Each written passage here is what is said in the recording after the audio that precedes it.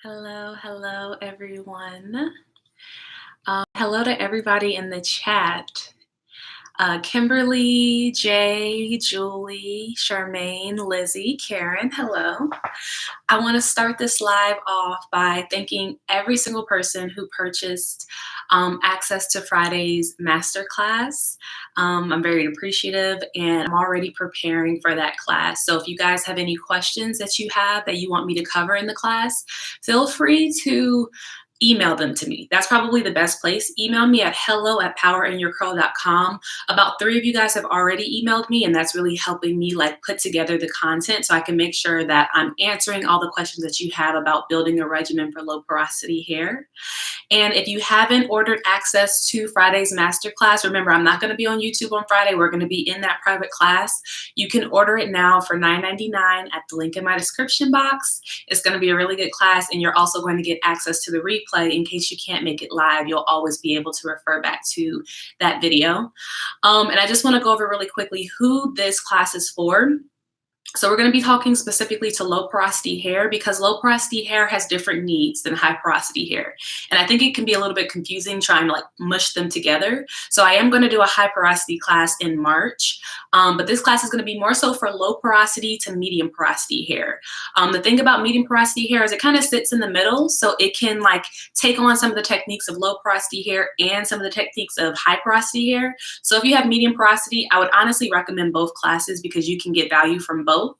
And then if you have fine strands, low to medium density, this is also going to be a class for you as well, this low porosity class. And then I'm going to do the high porosity, thick strands, high density, medium porosity class in March. So Brianna says, I just ordered the class earlier. I'm so excited. Thank you. And I think someone just ordered Nikki. Thank you so much. I appreciate that.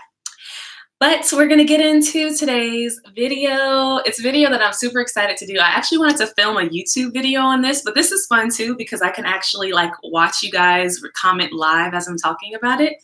And I'm going to be talking about my natural hair journey up until this point, 10 years into my natural hair journey. And hi, Lavinia. Hi, Devin. Hi, Dallas. Hi, everyone. But yeah, so I have been natural since 2010, and it's crazy for me to think about. It's crazy to think about when I first went natural, because when I first went natural, I didn't know anything about hair. I just knew that life had to be better than just only having shoulder length hair that constantly was breaking and was constantly dry. And so I just went on a mission to find the solution. And to think like Kenya, I think I was around like 14 when I decided to go natural. I don't remember. I can never remember exact dates. But I know I was transitioning my freshman year of high school. So to think about Kenya then to Kenya now, it's like crazy because now I help women on a daily basis. A few of you guys have actually been emailing me throughout the time that I've been doing these lives. And I appreciate your words. I appreciate your encouragement. And I love to pour that back into you as well. So it's just crazy to think about how times have changed. But throughout my journey, when I first went natural, my main goal was healthy hair and length. Length was a major goal. I'm going to be completely honest. Like I knew it would come as my hair was healthy. So health was always first, but I wanted to see like, was it possible to grow my hair tailbone length? I feel that sometimes when you look around your family, if you don't see women who have what you want, you can start to feel like it's not possible for you. And if you're someone who has lofty hair goals or lofty goals in general, I'm someone who usually has pretty big goals, and I don't like when people say they're lofty because like, no, if I can think about it, I can achieve it. So it's not lofty. It's honestly just like any other goal, in my opinion. But I just want to encourage the people who maybe the women in your family don't have healthy hair. That doesn't mean that you can't. It takes time to understand your hair and to put together a regimen. And some people aren't committed to that process for whatever reason. Like sometimes hair just isn't their thing. For me specifically, like some of the women in my family, like hair just really is not their thing. I'm like the hair crazy person and everybody else is like, oh, I don't really care that much. Like, you know, it's not that serious. So I really took it serious and I was able to achieve that goal. It took me I want to say, I think it took me 7 to 8 years, but the first 5 years, I really didn't know what I was doing. And I had to cut my hair a lot and often. And then for 2 years, when I was really, really dedicated, that's when I was able to finally hit tailbone length. Yeah, it happened around like 2017. So, um, so yeah, it's possible, basically, is what I want to say. Like, even if people around you don't have healthy hair, there's so much information online, so much information on my YouTube channel that you can look at to get to where you want to be. And I also don't want you to discount getting support from a professional. That has helped me so much within my natural hair journey. Like going to stylists who really honor natural hair. Like there's a difference between a stylist who's just trying to book an appointment, who doesn't really understand curly hair, but they know there's a market for it, so they're going to take your money if you ask them. And then there are stylists who are sensitive to women with curly hair, who are sensitive to our needs, who understand like what we go through, not having a lot of people who can help us, and who are dedicated to teaching curly haired women how to better care for their curls. And I'm always looking for that stylist. I'm looking for the stylist who's not only going to be good to my hair and to me when I'm in their chair, but they're also going to pour knowledge into me so that I can be better for it. Like I want someone who's going to help grow my knowledge, basically. To me, that's like the perfect, amazing stylist. So Capturing Beauty says, every time I say I will grow my hair past waist length, I got eye rolls and chuckles.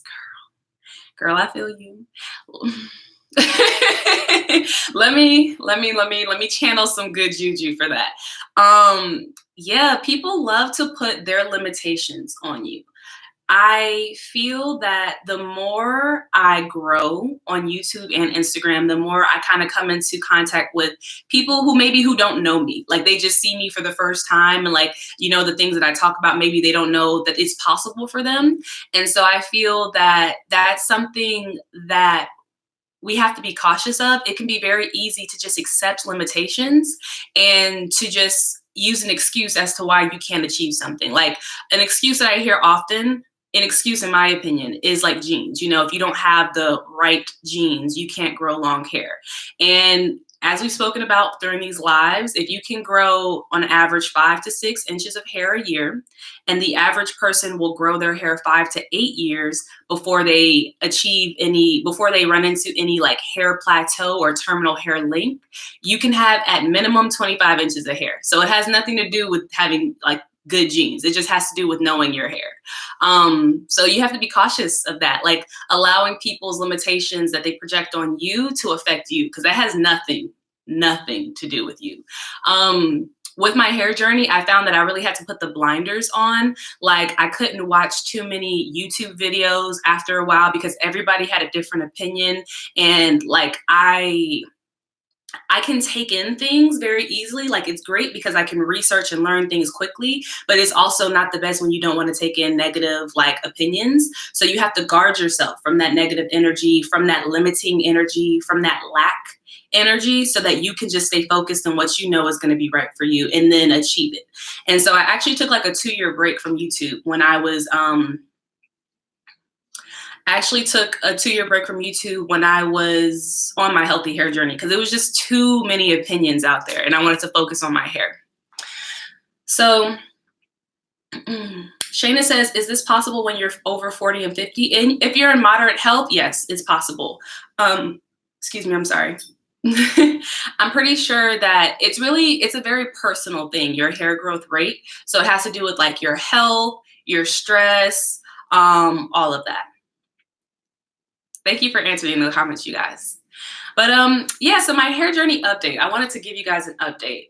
Basically, I've gotten to a point in my journey where I achieved what I wanted. So I wanted to have super healthy hair. I wanted to know if it was possible for me to grow long hair, because for a long time, I didn't even know if it was possible. But I have grown my hair to tailbone length. I've cut my hair back to waist length and then grown it back to tailbone length. So I've gotten that part of things down. And now I'm really wanting to go into like having fun with my hair. I said this about 2 years ago when I cut my hair to waist length. I felt like, okay, I had this big long mane of hair and now I want like a shape. And so I cut my hair in 2017. 2018, November 2018. And it was really like also a point in my spiritual journey where I was letting go of a lot. I was letting go of a lot of like things that I believed from my past, people that I believed I had to have in my life, no matter how bad our relationship was. I let go of that. I let go of like limiting beliefs that I had around my business and around what I could do and how people would perceive me. I was really starting to see myself how spirit sees me. I was starting to see and feel and experience my true self in a way where I was present with it. Like there are times I feel like in my life where I would notice that I was powerful, or I would notice that I had something to give, like I had a gift and a passion, but I wasn't really always aware of when that was taking place. I hope this makes sense. Like it would come in flashes and I didn't really know where it was coming from. But about 2 years ago, I really started to understand that you can really be in that vibe like every day and like every moment of the day when you're staying present. And so I cut my hair really to just kind of catch my hair up with where I was going spiritually. And I remember I actually got like a comment on my YouTube channel about it, and someone was saying that they were disappointed that I didn't share that. And I can understand that because I am a hair vlogger and you guys want to see, what I do with my hair. But sometimes like hair is so emotional, like not everything is meant to be documented. Like you just want to experience it. And so my haircut was an experience. Like I let go of a lot. And then I thought I was going to keep it up. I thought I was going to keep my hair shorter, and I just never went back to get it done again. And my hair just grew back to where it was before I got it cut. So now I'm really into like styling. I've mastered cornrows and flat twists. I want to get into like really doing styles that only our hair can do. I feel that maybe I'm not like, what's the word? I'm not taking advantage of everything that my hair can do. Like my hair can stand up, it can be straightened. Not that I'm gonna be straightening my hair. That's not something I wanna do. But it can just do so many things, and I wanna express myself as only a Black woman can. So next month, actually in April 25th is my birthday, and I'm starting off my next year with a bang. I'm going to be doing something really, really different with my hair. I'm not going to tell you guys what it is yet, but it's going to be very different. And it's really just going to be the start of like a new era in my hair journey where I experiment more. I'm way open to more. I'm not so much worried about how people are going to like how they feel about how I wear my hair. Like I really gotten to the point where I truly don't care, and I want to celebrate that. So yeah, that's pretty much an update on my hair journey. We figured out the health, we figured out the moisture, we figured out the length, and now I want to figure out like how just to express myself in a multitude of different ways, giving you guys a few more style videos, but at the same time keeping it healthy. That's one thing that has kept me from like experimenting too much, because I was always worried about the health of my hair. And I've recently been learning more about like healthy extensions, like braiding hair that's healthy. I've been learning about like healthy color, different things like that. So we're going to be delving into that on the channel. So Beth is asking, did you see the density of your hair increase? That's a really good question. So the density of your hair refers to the number of hair strands on your scalp, and that is genetically predetermined. You can't grow new follicles. So your density is actually predetermined, like that you can't change that. So I never noticed the density of my hair like increase, but I did notice that as my hair got healthier, it became more full. So like I have a hair journey picture where like the back of my hair is like broken and it's like damaged and it's kind of brittle. And so it looks a little bit thin and weak. And then like a few months later, when I was on a new regimen and I was really implementing that consistently, my hair looks thicker, but really it's just more full because it was healthier. So that's a way that you can make your hair look more full, but you can't really change the density of your hair. Devin asked, did your hair texture change as it grew? And the answer to that question is yes and no. And so the reason why I say no, I'll start with that, is because when I first went natural, I have a lot of pictures from when I first did my big chop, when I had my TWA that I share on Instagram. And when I first went natural, my hair was so dry. It was like crispy. Oh gosh, when I was transitioning, I thought I was moisturizing it. And it wasn't until I cut my hair that I realized, like, no, my hair was like really dry. So because of that, I had a lot of frizz and I didn't really have a lot of curl definition. So those first pictures, my hair looks like a different texture because it's so dry. And I feel like that's such an important thing to notice and take note of, because when you increase your moisture levels, it seems like you can change the texture of your hair. And I don't promote that, but it's also just important to know that having healthy hair will make it more manageable, is what I'm saying. I'm not saying that tightly curled hair isn't manageable. I'm just saying that moisture will help a lot. Because you can have tightly curled hair that's super moisturized and it's very easy to take care of. But with that, my hair texture didn't necessarily change. I just learned how to take care of my hair. And so it looked different because I was taking care of my hair.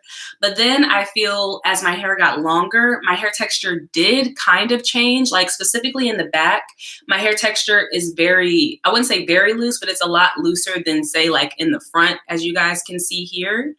And there was one point at some time over the past 10 years where I feel like my hair definitely changed a little bit. Actually, now that I think about it, I don't think my hair texture did change. I had heat damage. That was what was going on. I had heat damage. And then when I cut my hair in 2018, my curls like really had a lot of spring to them because they were completely healthy. So I think my hair's texture is pretty much stayed the same. It's just sometimes my hair wasn't as healthy as it could be, or I had heat damage. Rena, I think that's a really interesting comment. So she says, I use henna to cover my grays because I love the variation in colors, but it's become too drying now. For that, I wonder, have you ever looked into henna gloss?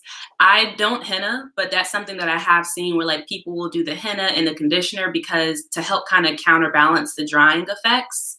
And I know that there are some companies, I don't know how much you can trust this though, like Biolage has this new natural color.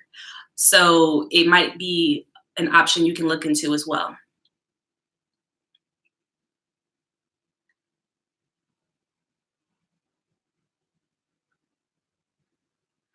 Let's see. Jordan's asking, how do we find out what works for our hair? First, you need to know your hair identity. And then you need the knowledge. Really, like that's a whole thing, which is why I do the master classes. So I would say if you haven't already, I would definitely sign up for, if you have low porosity hair. And if you don't know if you have low porosity hair, I would watch my video on why curl typing doesn't work so you can understand your hair type. And then from there, I would get the knowledge about your hair type so you can learn what works for your hair specifically. And you can look on my YouTube channel for videos on this. I have a masterclass that I'm teaching on Friday that's going to go over this in detail, how to build a regimen that works. And then I also have curl coaching where I pretty much do a lot of the work for you and then you just test it out to make sure that it works for you. And you can learn about that by emailing me. Hope says, this year was the first time I've ever had braids or any hair that's not mine. Sometimes you have to experiment. When I was growing up, I think I got extensions. Like I did not get them often. When I was transitioning, I got twist extensions twice. And then it ripped a lot of hair out because I was transitioning and, so I kind of, that was the last time I had extensions over 10 years ago. Wow, that's crazy. Yeah, so I'm just ready to experiment. I'm ready for the new. Rena, you're welcome, Rena. And Devin, I'm glad to hear that you've been checking ingredients for everything that you use. So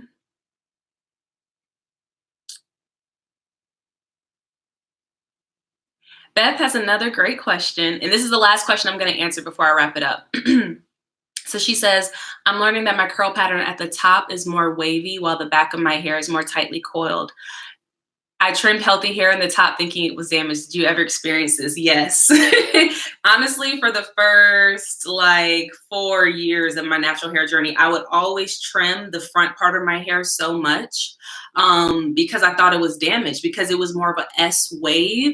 And you guys can probably see, like, yeah, like here, this used to be way more stretched out. I feel like, I don't know. My hair is moisturized right now. It's just OD curly.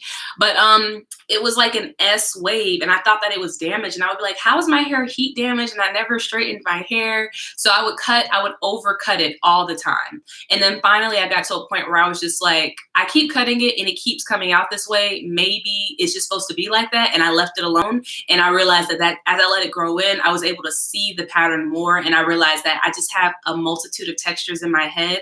So that's completely normal.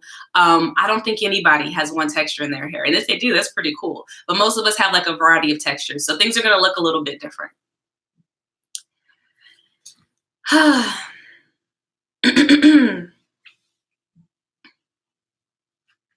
So I saw 2 more questions that I want to answer before I go. What protective styles did you use when your hair was shorter? When my hair was shorter, I just kept my hair in twists. Pretty much, I would rock a puff, and when my hair was in a puff, I would wet my hair like every 3 days to kind of refresh it and apply product and make sure it was moisturized. And my hair grew a lot when my hair was shorter because I was keeping it moisturized. Even though the products weren't that great, I was applying water enough to where it still stayed moisturized. And whenever it got crispy, I would just dunk it in some water again. And then I would do little twists. So they would be really short, but like I really needed to keep my hair compacted. Even when my hair was shorter, it preferred to be in low manipulation style. So I kind of just had to deal with that. And that's basically all I did. Sometimes I would actually do braids too and keep them in, but I kept it super low maintenance because I really didn't, I wouldn't say I didn't know what I was doing. I was trying so much at one time that I just didn't have the capacity to do too much else. And I did see a question that Rika was asking about how long will it take to get to waist length? I'm currently wearing braids and only do protective styles as a way to retain my length. I think this is a good question because it's something that I used to ask myself all the time. Like, I'm going to be honest. So I'm going to tell you like what I would tell, like how I figured out for myself. So you have to figure out, if you want, you can figure out your rate of growth, which is how much hair do you grow in a month. And that way you can know how much hair you can expect to grow in a year. And that way, if you trim, you'll also know how much hair you're going to retain within the year. So I used to do this, and I don't really remember what my rate of growth was, but you basically just use that as a measurement tool, like on your body to determine, oh, if I grow on average about 5.5 inches of hair a year, and then I'm probably going to trim about 1 inch off, then I know I'm going to have 4.5 inches this year. So in the next 2 years, I'll probably be at waist length. You can kind of do the math that way, or you can just really keep a simple regimen, make sure your hair is healthy and just ride the wave and let it, do its thing. So.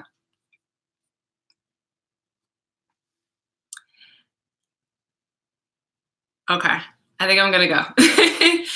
So I'm gonna go ahead and head out now. I appreciate all your questions. I'm sorry that I can't answer them all today, but if you guys come back tomorrow, I'm gonna try and answer more of these questions. I just don't want this video to get too long. So, and Shawnee says, I'm lucky I'm 5 feet tall and I hit waist length in 3 years. Yeah, I used to watch the Glam Twins and I would be like, how in the world? I mean, obviously they take great care of their hair, but dang, like it's taking me forever to get to waist length and they are really like just knocking it out. And then I met them in person and they're like so small. So I was like, okay, that makes sense. I'm 5'9", so it took me a while to get to waist length. So now my hair is like half my body and it's a little crazy. But okay, I will see you guys tomorrow. The topic for tomorrow's live will come to me at some point, spirit will guide it. But if you haven't gotten the access to the masterclass on Friday, I highly recommend it because it's really going to give you the value that you're looking for if you're not sure of how to keep your low porosity hair moisturized. And of course, if you guys have any questions, you can email me, but I'm going to head out. Thank you guys so much for your time and attention and your energy today. And I'll see y'all tomorrow. I love y'all.